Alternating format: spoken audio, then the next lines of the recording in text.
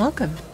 Now this episode is going to be my last episode of 2017 and I will cover a few things in it finishing off the year.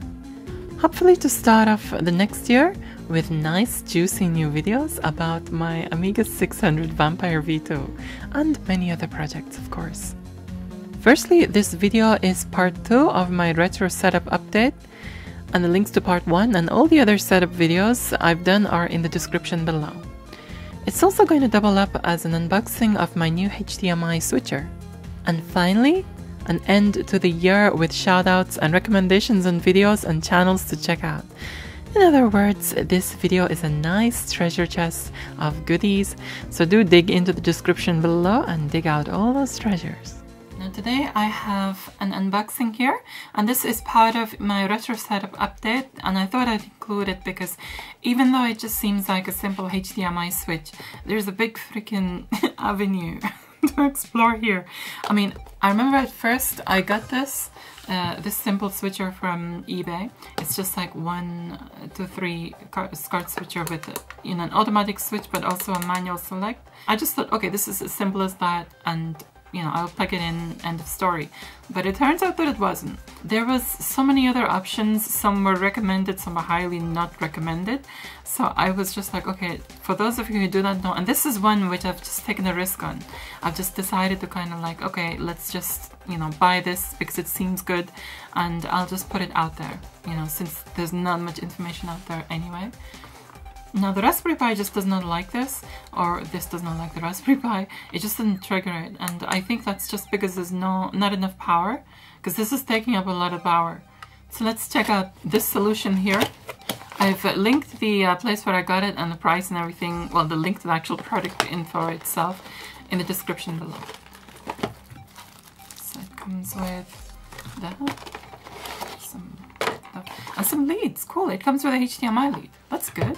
It's got a remote control to select which input, which is cool. It's powered by USB, and there's a USB hub close by, so it's got power from that. So this actually has audio output and optical output. So let's actually get into this and look at it. Okay, so it's 4K compatible. Oh, nice. I know that's gonna get fingerprint marks already. Anyway, okay, so the top is plastic and the bottom is plastic also, but this outer edge here, that seems to be brushed aluminium. It's a very cool looking thing, really small.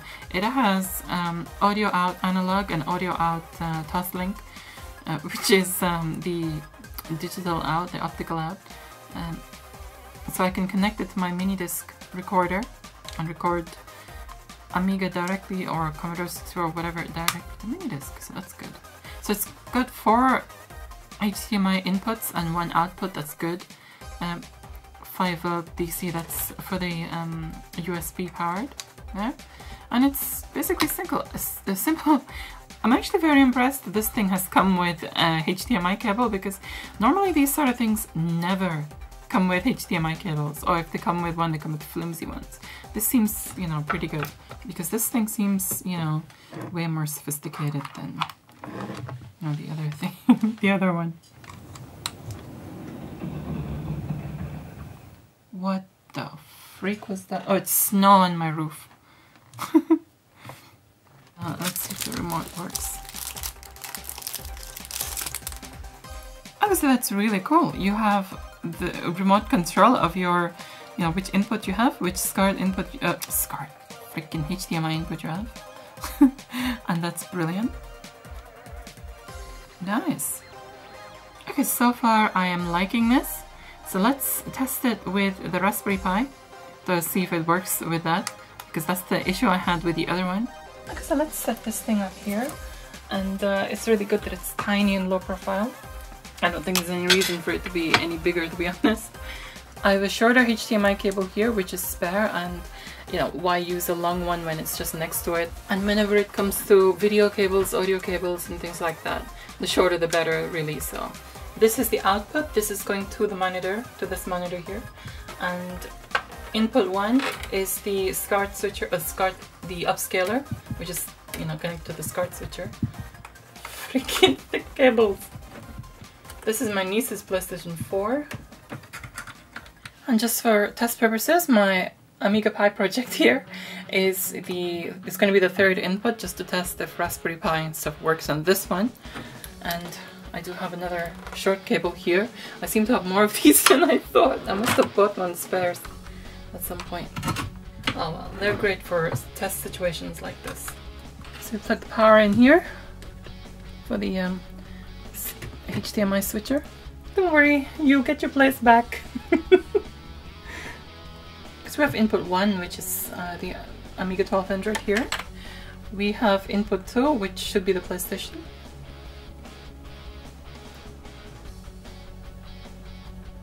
There you go. And we have input 3, which should be the Raspberry Pi.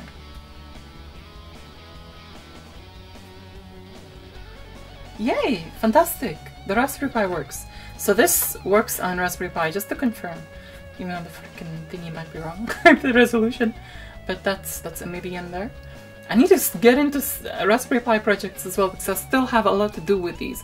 But it's just so much going on with the actual retro stuff that this poor thing has been pushed aside. But yeah, I'm gonna finish this off. This needs finishing off. Okay, one way the sound is coming is directly from the Amiga to this sound console, and then going into the hi-fi. You're hearing that from the hi-fi now.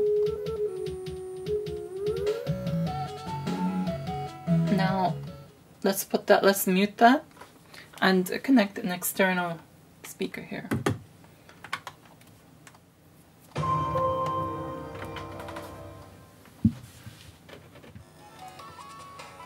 Why can I hear some interference here? Oh, okay. It wasn't plugged in.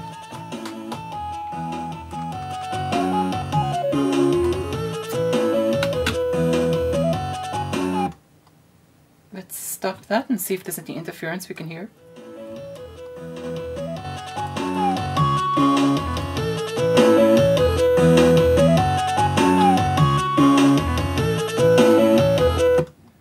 Now put your ears right near the speaker. You cannot hear any buzzing.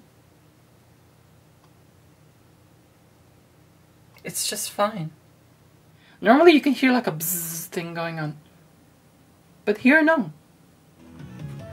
So seriously, this HDMI switcher, thumbs up from me so far. There's no interference on that, you know, there's no degradation on here, there's nothing in the sound. It's fantastic. I cannot felt it at the moment. And I really like it. I like the way you can, you know, swap around. And of course, initially before I got the desktop version, Minecraft is the only thing I used this for. Oh, that's from Casual Commodore, that message. Switch it back to 1.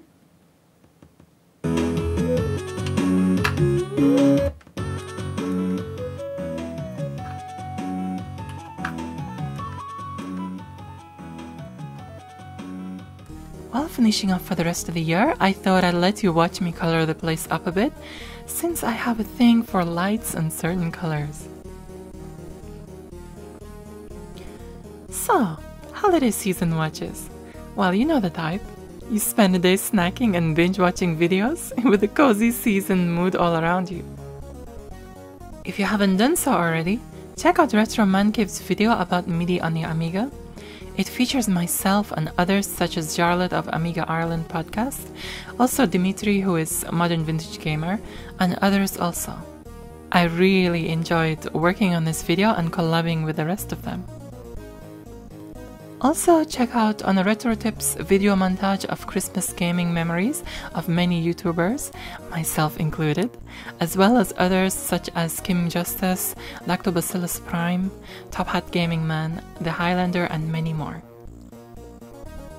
And finally, if you have not checked out my holiday special Nostalgia Time gameplay of holiday-themed Commodore 64 and Amiga games, then yeah, that has to be done.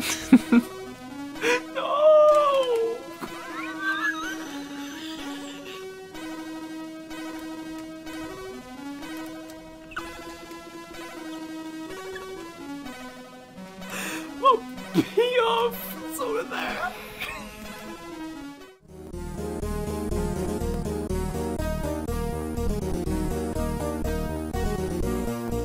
thank you all so much for being here, sticking with my channel, and making 2017 such a great year for me. Thanks for all your support and feedback. It is my pleasure to share my retro interests and all this nostalgia with you all. So Happy New Year! Wishing you all peace, love, and happiness for 2018 and beyond. Feliz Año Nuevo! Te deseo todo el paz, el amor y la felicidad para el año 2018 y más allá. سنة جديدة سعيدة. أتمنى لكم كل الخير، كل الحب والسعادة في السنة 2018.